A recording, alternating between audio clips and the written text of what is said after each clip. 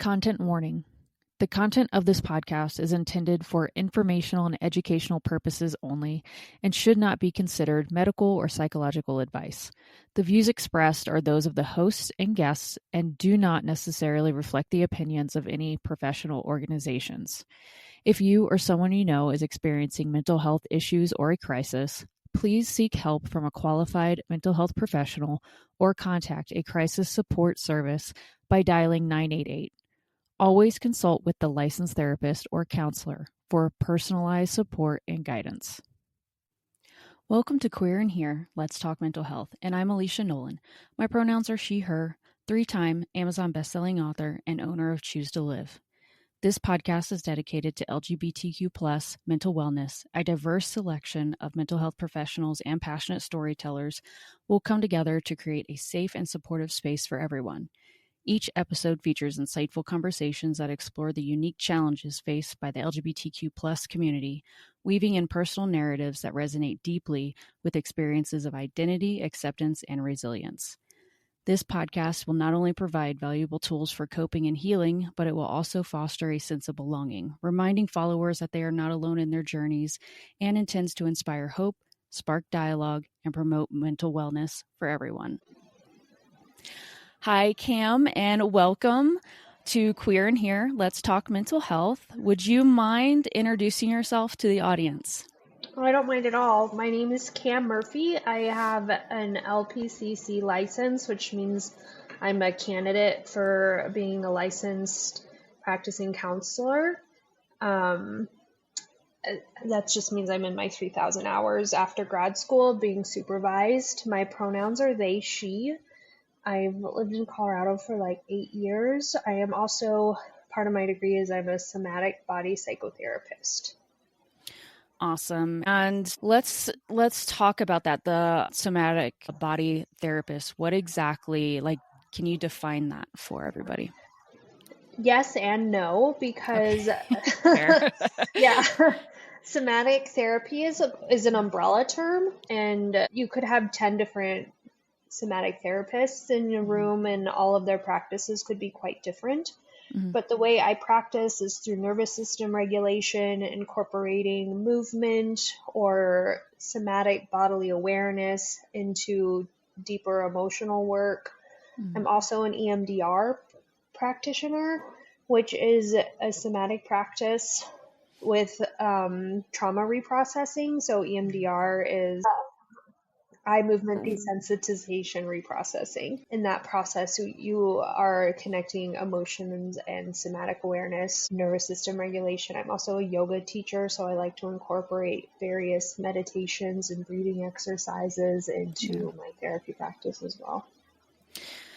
Okay, let's talk about EMDR, because as somebody who is on the dissociative spectrum, avoidance, all of those things, I've tried EMDR, and for me personally, I liked it. I liked it in a sense, and I only got to the EM part. I didn't get through the whole thing, but my first couple of sessions, they were scary, because it brings up a lot of stuff that ends up kind of showing in your body. So I started to have a lot of feelings, deep-seated feelings, come out in these sessions, and it became scary. But I know that when I get to that end phase, that it is going to hopefully lift some of that body trauma experience, if you will. Do you have advice or a way to describe EMDR to people to maybe have them consider, especially when it comes to trauma, because it's specific to trauma? Yeah, I am a little bit, I think, I don't know for sure. I think I am a little bit of a different EMDR therapist, in the respect that I often don't start EMDR with clients right away.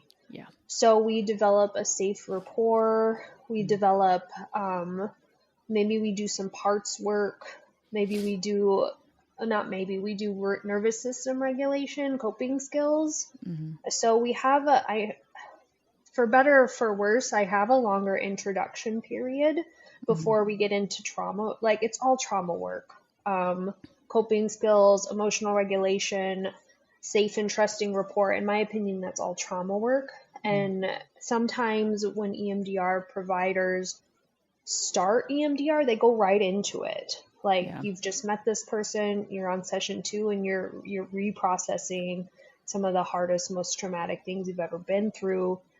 And that's not necessarily how I go through EMDR. I like to take it slower, especially if someone has this history of dissociation, because we want to be able to establish how to take care of the nervous system if that's what's happening, to zoom in and zoom out and feel really, really safe in the setting, and before we go into reprocessing stuff, and making sure my client is able to have one foot in the present and one foot in the past. So then, of course, re-traumatization is like a big thing with EMDR. So to try to mitigate that as much as possible, I think, is to make sure the client has a dual attention, dual awareness of being there and being here at the same time. Yeah, and I'm glad you mentioned that, because that's huge. If you want to get into EMDR, you're interested in it due to a trauma past, make sure your therapist isn't just jumping into it. I know my therapist, I think we had about 15 sessions first of just going over trauma history, just to kind of get a full picture of everything and to find that comfort in each other. So if EMDR is something that you are considering, just make sure you get a full process from the therapist that you are talking to. Or you can reach out to Cam, because I am accepting new clients. There we go. Cam is accepting new clients. Awesome. Yeah. So what got you into this career field? That is a little bit of a longer story, which I don't mind sharing. So in my early 20s, I was going through a really hard time. I was drinking a lot, and I was also just kind of lost. I was having fun, but also not really. And I got a DUI, and that kind of changed my life. So I went into working after being in rehab. I went into working in different rehabs, and I had started working in the behavioral health field as a behavioral health specialist, as a tech, just a job you don't need a degree for. And I did that for a really long time.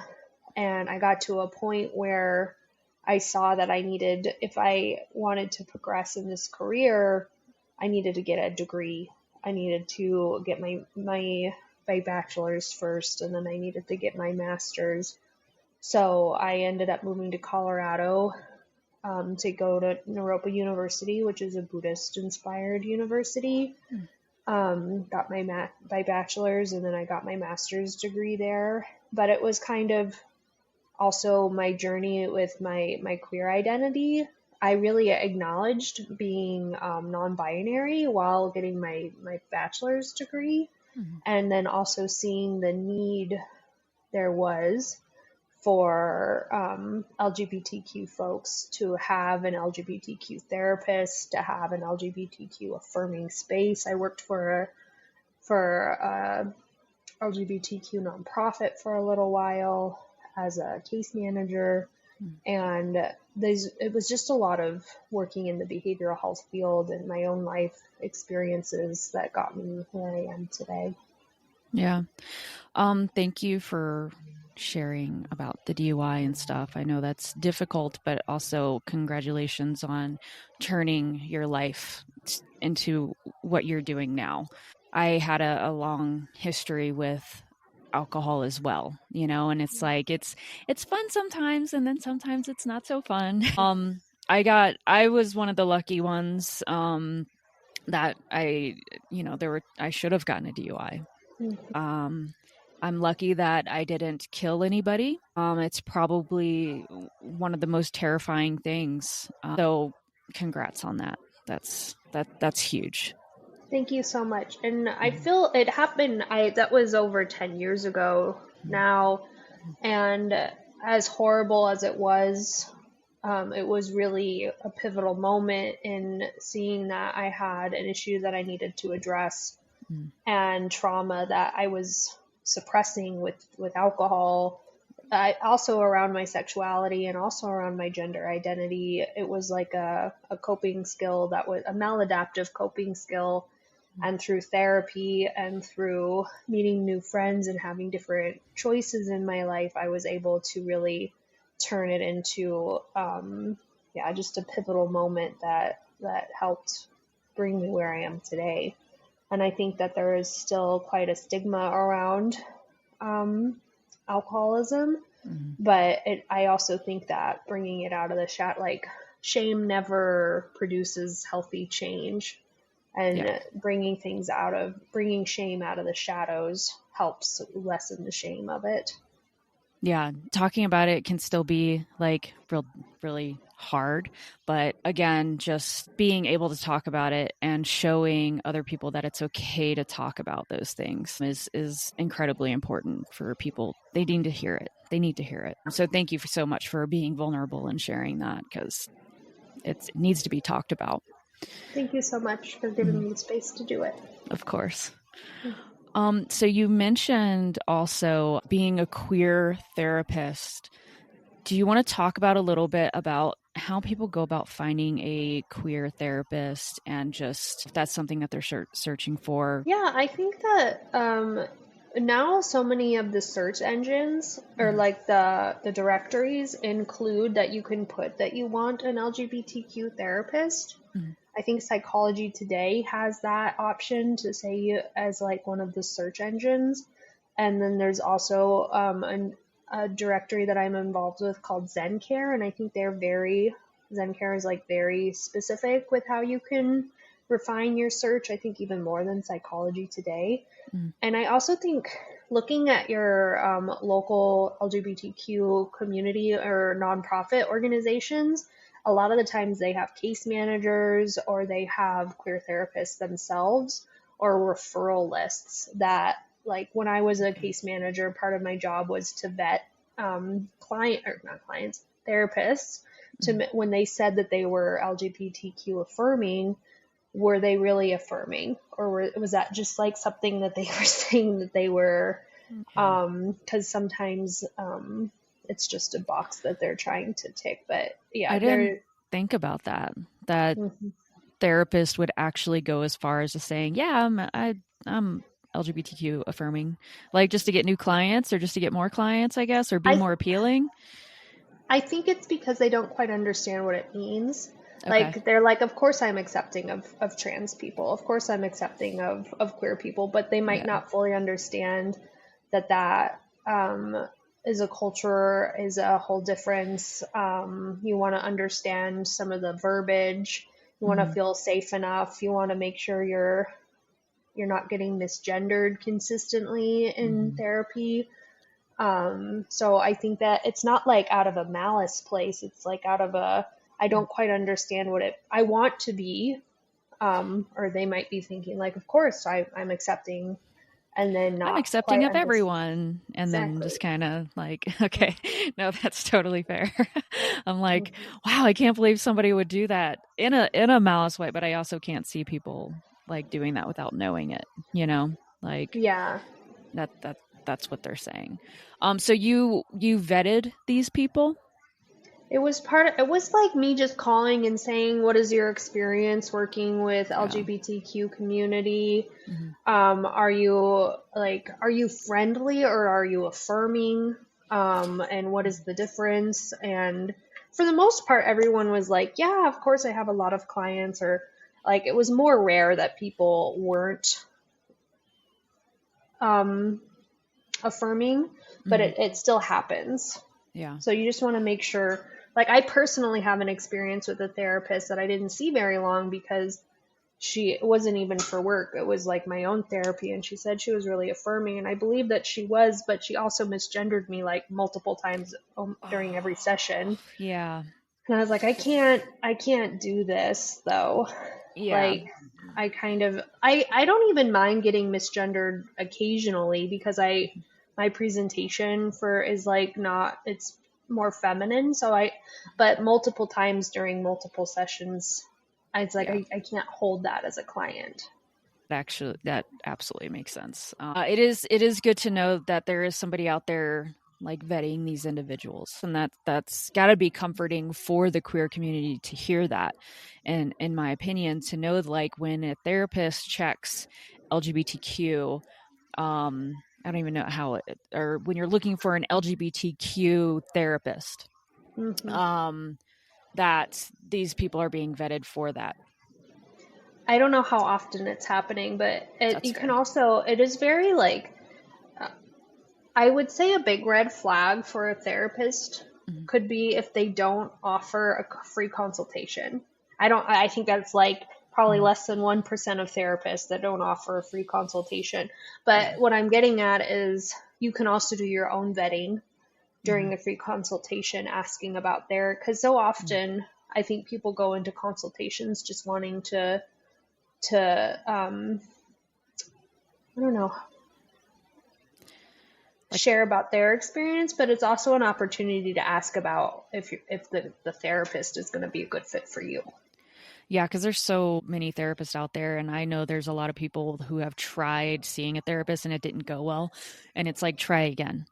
Definitely try again. Make like multiple free consultation calls. Yeah. Maybe even be fairly transparent. This first session, I just kind of want to check it out and see if we're going to be a good fit.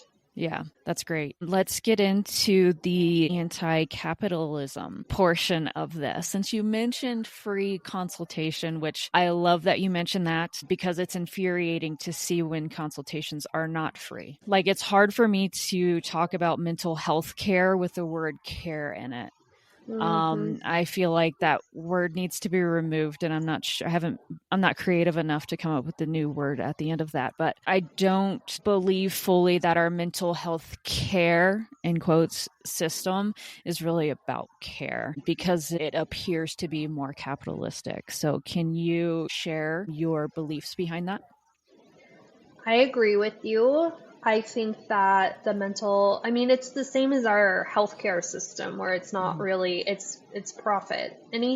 I think anytime you're working with a caring profession and you're making a profit off of it, it's going to make the caring somewhat compromised on a higher systems level, on an insurance level. Like insurance companies don't pay out very well. They make you jump through hoops. I work in a group private practice, so I don't have to deal directly with insurance, but they don't pay as well as private pay. So if you want to be more accessible by using insurance, you're going to not get paid as much. And that's like a compromise you have to make. And yet you're still working within a system that oppresses people. So it's really hard. It's a hard thing to participate in. Because if there are some therapists that say, insurance is capitalistic, it's oppressive, it is bad, I'm not going to deal with it because that's their ethical stance. But then on the other hand, in order to survive as a therapist, due to all of the costs that go along with it, you have to charge very high rates. Yeah. So it's hard to be anti-capitalist in a capitalist system. Yeah. It is possible, and I try my best to do it. I offer very liberal sliding scale rates. I don't know if I should be confessing this I've never charged a late fee, which is actually not good for me because then I don't get paid. Right. But I also know that the majority of my clients are not like the late fees feel very capitalistic, and it's a kind of a messed up system because it's hard to navigate all of it. Yeah, I feel your passion behind what you do and just wanting to help people. I was previously a personal trainer, and I know that life happens. When somebody canceled, I never charged a late fee. And I know that that's a bad business practice, right? People can use and abuse that if they really want to. But at the end of the day, it's like, I feel like I built rapport. I felt like I built enough relationship with my clients that they could be honest with me about why they weren't going to come to their session that day, which was actually very rare, luckily. It was very rare that it happened, but it's still, in a sense, as a business owner, it's not a good practice, but it puts in my opinion, puts the humanity back into services. Yeah. When you want you want a nickel and dime for like everything. It's kind of removing human relationship that you have with somebody, in my opinion. That's a lot of how our healthcare system is it's built around money. It doesn't provide services just to provide service. Now, there are programs out there, don't get me wrong. Right. There are programs out there that you just really have to search for if you're struggling financially. There are organizations out there that can help you get, and this is specific to mental health care, that can help you find these resources. If you're struggling financially, mentally, all these things, there are programs out there. You have to find them, but they're there. But at the end of the day, I feel like a majority of Americans, they don't seek therapists and counselors and stuff. One, because the taboo is still alive and well. There's still a stigma surrounding mental health, but also because it is deemed as expensive. And even though I have TRICARE because I'm a retired vet, and still I have to pay a copay for every single therapy session. Yeah. It's like I'm paying for insurance, but yet I'm still paying, what's it, $35 a session. It's like, it's expensive whether you have insurance or not. I mean, true. Do you know of any programs out there for people who may be struggling financially that you've heard of that they could resort to for therapist or counselor? Equality Center of the Rockies has a mental health program called The Point, and The Point offers free temporary therapy. Right.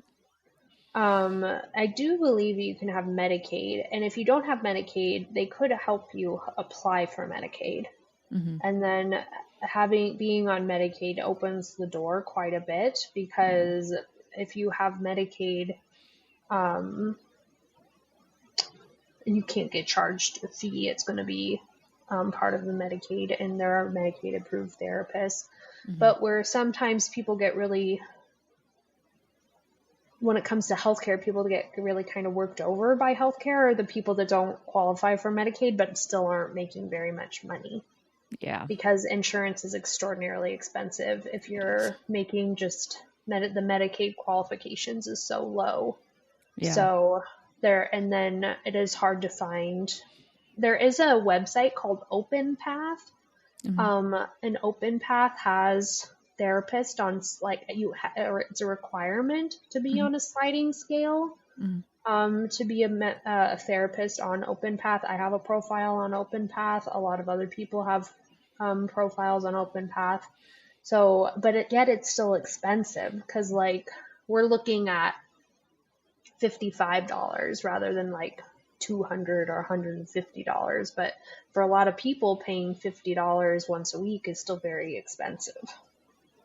It sounds like when you're talking about once a week, yeah, it's still very expensive for a lot of people. And again, I hope that we can get to a point of being able to change how our system works. And that's from a healthcare and mental health care standpoint, because both are, in my opinion, they're in it for the money. And again, I'm not speaking to therapists individually. I feel like maybe I offend people sometimes when I talk about that, but it's how our system is as a country. That is how our healthcare and mental health care system works, unfortunately. Hard to be like involved in to try to be against the system, because the amount it costs to have a supervisor, the amount it costs if you have an office, I have to pay for billing, you have to pay for this, and you have to pay for your credentials and your CEUs.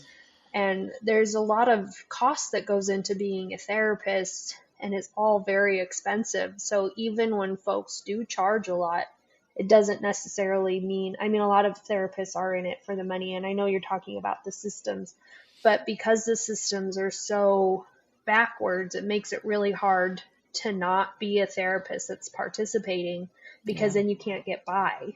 Then you have to pay your bills. Like, therapists have to pay their bills too. So it makes it hard. Like, recently I went into my own I was working at mindfulness-based recovery center, and I decided to go into private practice. And I have been pet sitting as well, which has been amazing as a side income. But for my caseload, like, I wouldn't be able to afford to live in Colorado just off of what I'm doing. And it's also because I work really hard to provide accessible therapy. It absolutely breaks my heart for therapists and counselors that have a passion for what they're doing and to help people. And it sounds like there's this pull, like an internal just fight that's taking place because you have to charge more, and it's not because you want to. And it's probably cringy when you do. But it's the only way to continue helping people and survive on your own. It's very reminiscent and relatable to teachers who work their butts off to, all they want to do is teach kids. All they want to do is teach, and they can't. It's hard to make ends meet. I think it's Colorado that has their average for teachers, and this was a couple years ago, a statistic, their average for keeping teachers is like 3 to 4 years. That's how long teachers teach for before they're like, you know what, I can't do this anymore, because they either aren't paid enough or they're being asked to do things outside of their contract hours and they can't even take care of themselves. Yeah, it's really so many helping professions if you work in community mental health, you're you have an insanely high caseload and you're not getting paid that well. Yeah. So like the burnout rate is extremely high in community, especially in community mental health. Yeah. Have you seen an uptick in clients over the last few weeks? I have a little bit. Yeah, which makes sense because a lot of people are worried about their well-being post-election and going into Trump America again, which is disgusting in my opinion. That's fair. And what we are also seeing in Colorado is an uptick of people, like I'm on a lot of LGBTQ Facebook groups of people moving, like being like, I know people that are involved in organizations to help funding, to help people get out of those states that are going to be even more impacted by the Trump administration than Colorado is, hopefully. Like, hopefully it's not a nationwide, like, yeah, there's just so many things that can happen. Yeah, and there's only a couple of blue states that are, I don't want to use safe, but places that people can go where their like marriages are safeguarded and stuff, and that's Colorado, California, and Hawaii. And obviously Colorado and California are more accessible, and Colorado's kind of in the center. So we have seen a higher uptick of individuals wanting to move here. Yeah. And there's stuff like TCP, Transcontinental Pipeline, that are assisting these individuals to safety, because these people are fleeing for their safety just to live their lives as who they are. They can't do that in the states that they're living in, which is just so incredibly sad in itself, that this is something that's going to be our reality for at least the next 4 years. And if you don't think it's happening, it's happening. We've been watching it for years. Bills pass to remove transgender affirming care. It's just happened in Indiana, and there's multiple states that are, especially for the youth. I mean, that's been the biggest one that has been attacked is youth trans affirming care in multiple states. So people just want to live their lives and they don't feel safe enough to do so. It's wild. Yeah, and the Supreme Court is horrible. I don't remember the name of the case that's happening right now that's trying to ban gender affirming care for the youth. It's like, it's mind-blowing. It's just really dystopian and terrifying, to be honest. Yeah. I can only imagine you're just going to get just probably bombarded once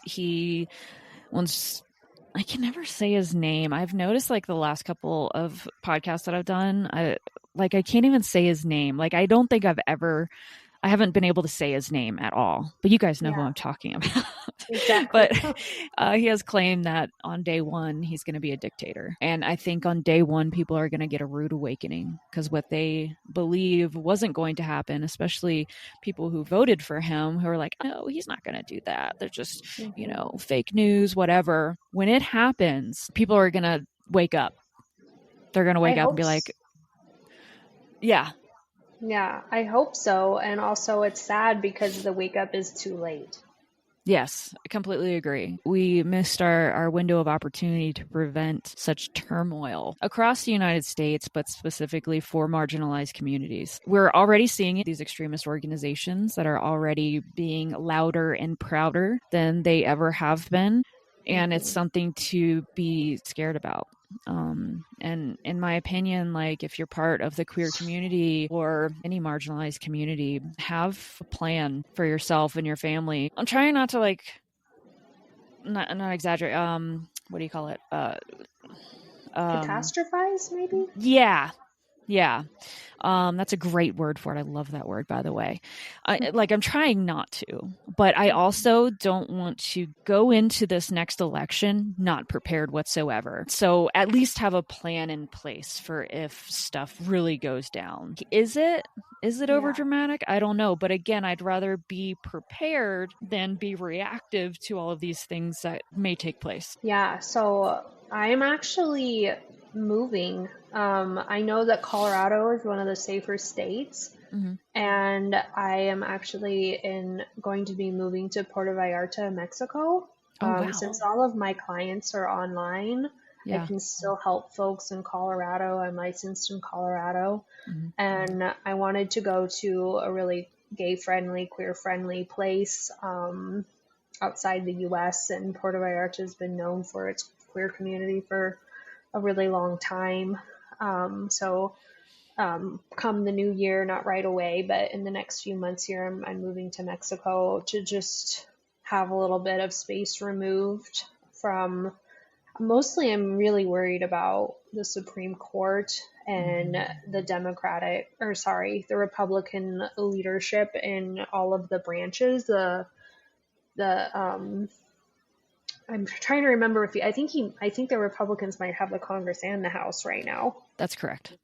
And they have it all. So I'm really worried. I'm honestly just terrified. They have the Supreme Court, they have the House, they have and then they have the president. The president wants to be a dictator. He even said in one of his rallies in Florida, don't worry, you won't have to vote again. Yeah. And I'm like, what does that mean? Yeah. What does that mean? And I'm leaving.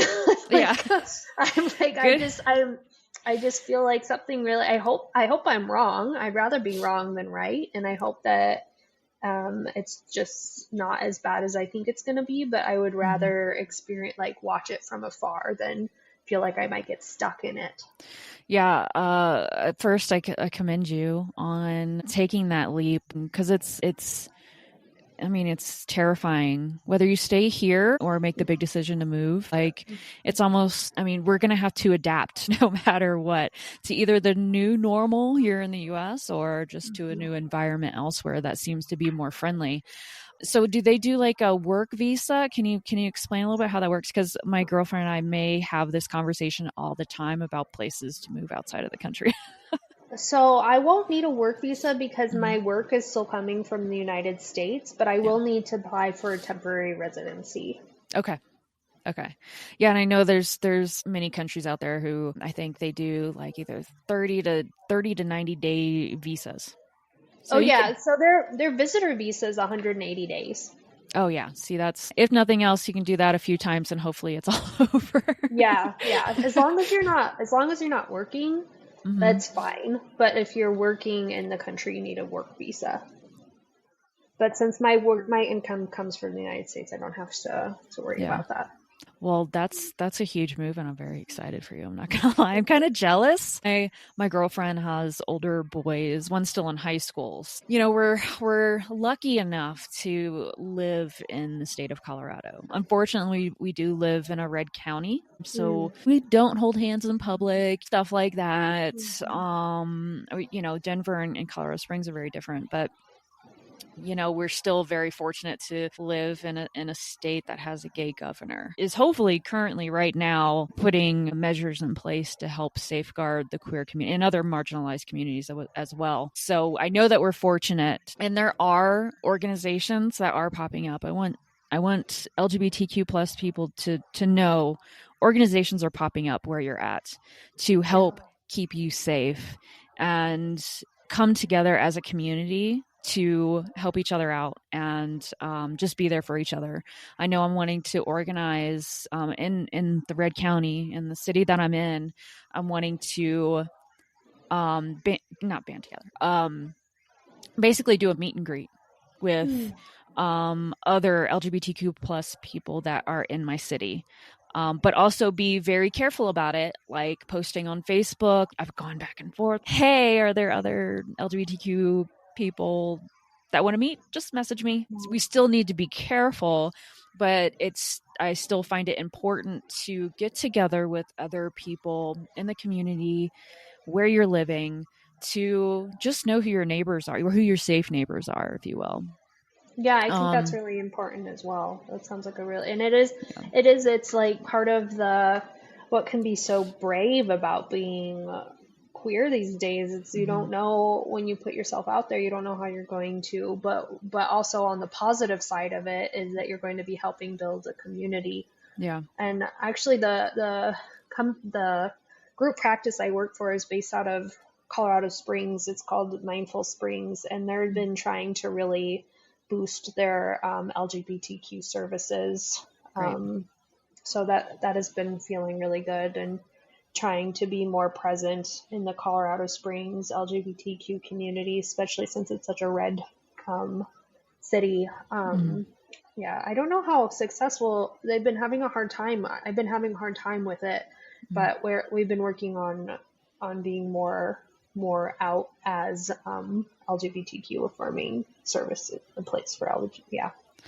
And I've loved seeing that as well, because again, as a practice, you don't know what kind of pushback you're going to get from the community for being LGBTQ friendly or labeling yourself as such. There's little things, right? Like you start to see people's true colors when, like the Nuggets basketball team, they came out with their new uniforms that have a rainbow on it. And if you read the comments, like to the news articles that were displaying like the new Nuggets uniform, people were losing their minds. And it was so upsetting to see all the hateful comments from the top.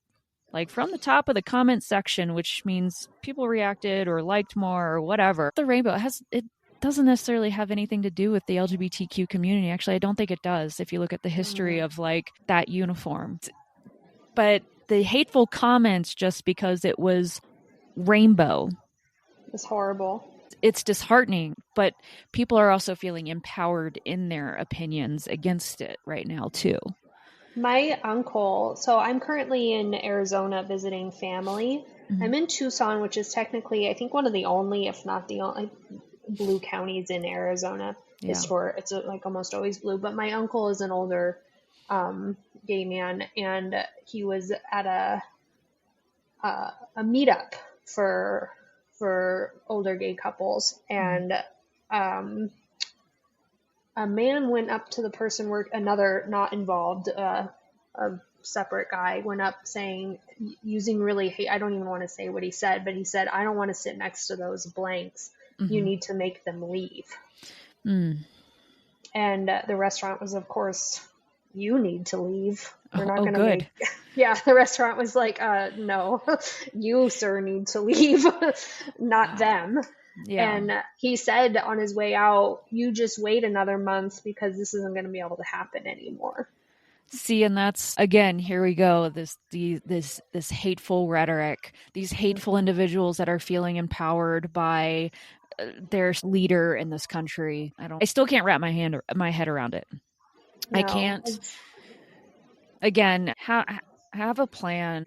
Meet your neighbors, meet, Yeah, your ally, and it's not just LGBTQ plus, but your allies as well. Actually, the person that I was exactly. reached out to in my community, that lives down the street, that I want to bring these people. She's an ally. She's not even part of the community, but she's Mhm. so willing to help, and she's just, yeah. And so just allies and the LGBTQ community just lean in on each other. I never thought that we would be in this position, and here we are. Um, you know, we may or may not be safe to be out and proud anymore, but what we can do is just connect with each other who may be struggling with our potential future. The community is extraordinarily important right now.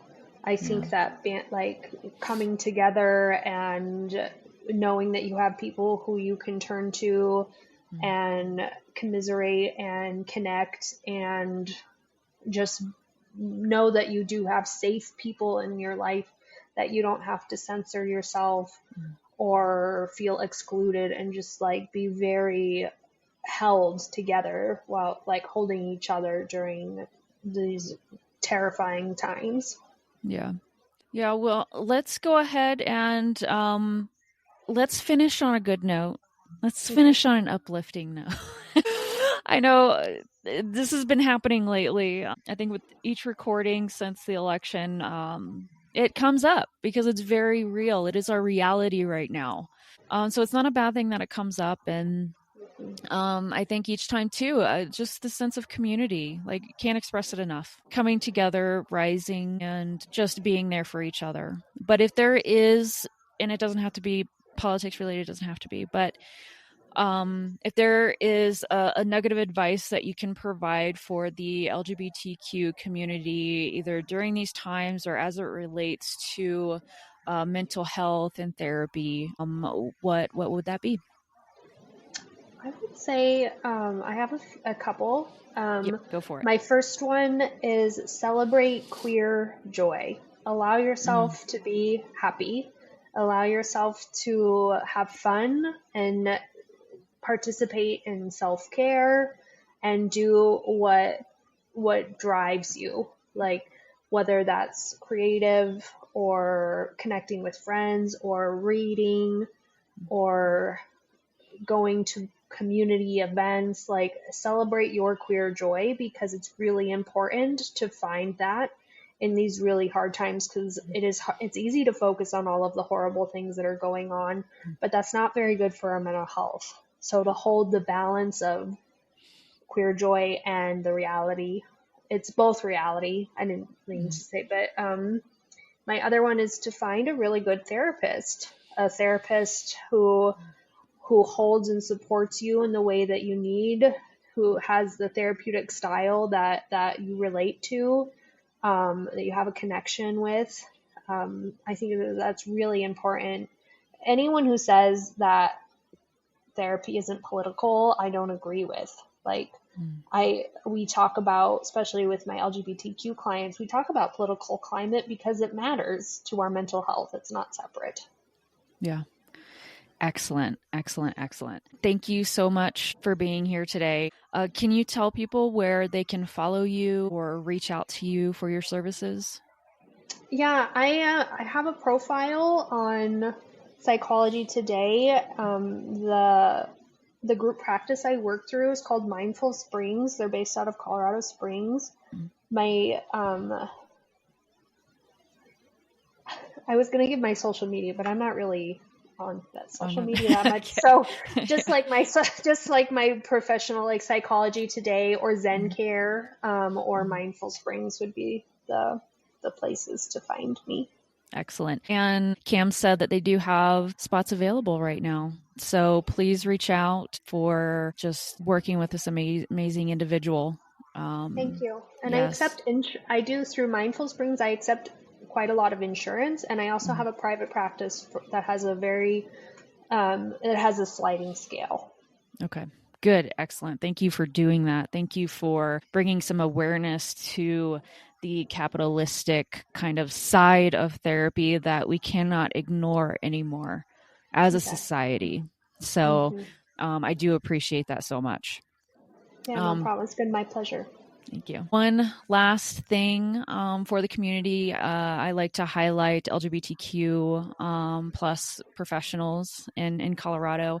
So a shout out to Amber Wild, who is an author and LGBTQ professional in Colorado. The Wild and Free Fine Art Photography, and Wild is WYLDE. Wild and Free Fine Art Photography Gallery features images from around the world, including limited editions available in both print and canvas. 2025 calendar and note card bundles are also available. Please visit www.wildandfreephotography.com. And again, that's WYLDE, and follow on her Instagram and Facebook page at Wild and Free Photography. Thank you so much for listening today. Please leave comments for Cam or myself about this episode. You can also follow Queer and Here on Instagram, Facebook, and TikTok at Queer and Here Podcast. Thank you so much for tuning in. You are loved. You are enough. Please lean on each other and ask for help when needed. See you next time.